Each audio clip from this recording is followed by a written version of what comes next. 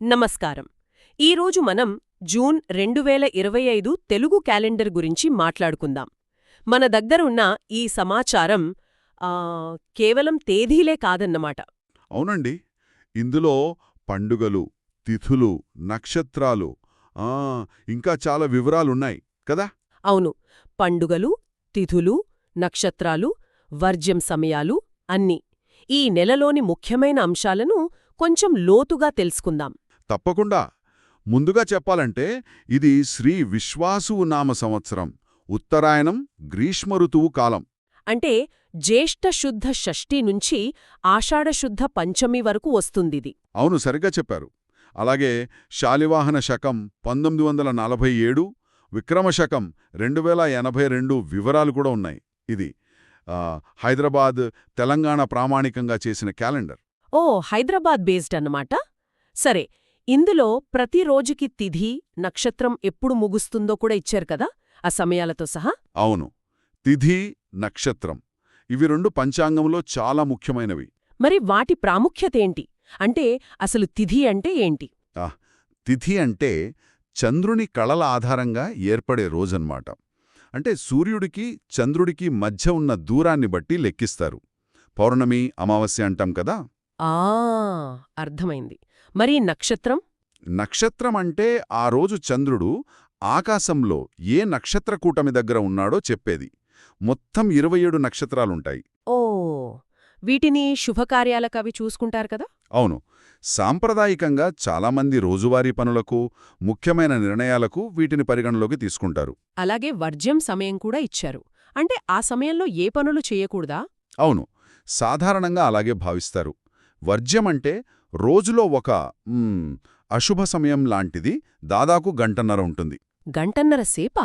అవును, ఆ సమయంలో కొత్త పనులు, ప్రయాణాలు అలాంటివి మొదలుపెట్టకపోవడం మంచిదని నమ్మకం. ఇది కూడా గ్రహస్థానాల బట్టే లెక్కిస్తారు. అర్థమైంది. సరే, ఇక ఈ జూన్ నెలలో వచ్చే ముఖ్యమైన పండుగలు, ఇతర విశేషాలు చూద్దామా? చూద్దాం.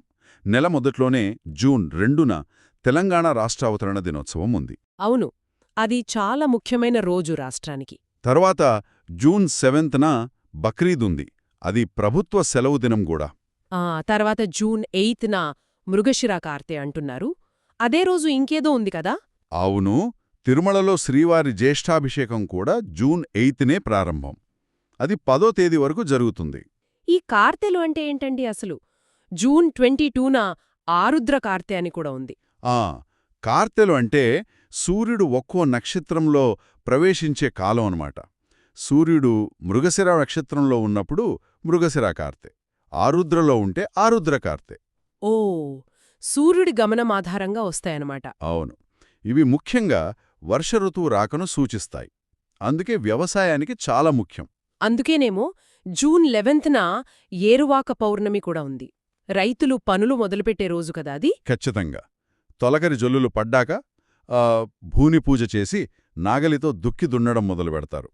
ఇది వ్యవసాయంలో ఒక పెద్ద పండుగలాంటిది. ఇంకేమున్నాయి?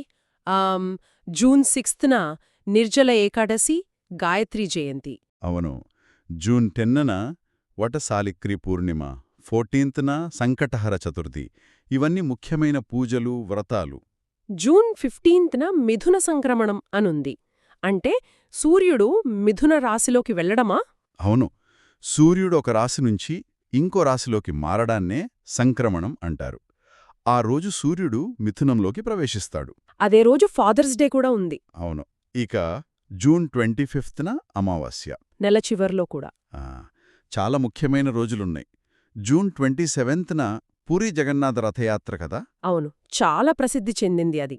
అదే రోజు ఇస్లామియా సంవత్సరాది కూడా. అదా, అంటే ఒకే రోజు రెండు వేరువేరు సంస్కృతులకు చెందిన ముఖ్యమైన ఘట్టాలన్నమాట. నిజమే, మన దేశ వైవిధ్యం అది. ఆ తర్వాత జూన్ 29న తెలంగాణలో చాలా వైభవంగా జరిగే బోనాల పండుగ ప్రారంభం. అవును, బోనాలు. ఇది హైదరాబాద్లో చాలా పెద్ద ఎత్తున చేస్తారు కదా. అవును, తెలంగాణ అంతటా జరుపుకుంటారు. ముఖ్యంగా మహాకాళి అమ్మవారికి చేసే జాతర ఇది. అలాగే ప్రతిరోజూ దుర్ముహూర్తం, రాహుకాలం సమయాలు కూడా ఇచ్చారు. వీటిని కూడా మంచి సమయాలుగా చూడరు కదా. సాయంత్రం 4:30 నుండి 6 వరకు రాహుకాలం ఉంటుంది. ఇది రోజును బట్టి మారుతుందా? అవును, ప్రతిరోజు వేరే సమయం ఉంటుంది. సూర్యోదయాన్ని బట్టి కూడా కొంచెం మారొచ్చు. అందుకే క్యాలెండర్లో సూర్యోదయం సూర్యాస్తమయ సమయాలు కూడా ఇస్తారు కొన్ని చోట్ల.